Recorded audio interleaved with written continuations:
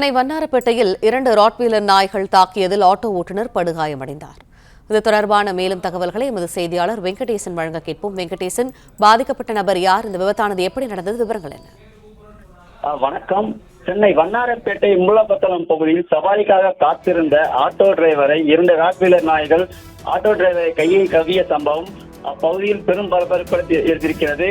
Rottweiler நாய்கள் auto டிரைவரை கடிக்கும் சிசிடிவி காட்சிகள் தற்போது வெளியாகி பெரும் பரபரப்பு ஏற்பட்டிருக்கிறது.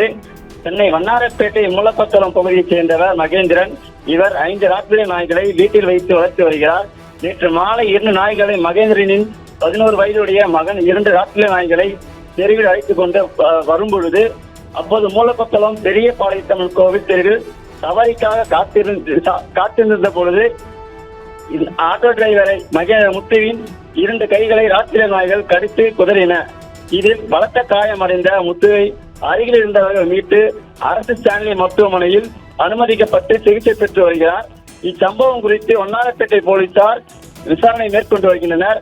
ஆட்டோ டிரைவரை ராட்வீலர் நாய்கள் 2 நாய்கள் கடித்து குதிரை சம்பவம் பெரும் பரபரப்பை ஏற்படுத்தியிருக்கிறது அப்பகுதியில். நன்றி வெங்கடேசன் விவரங்களுக்கு.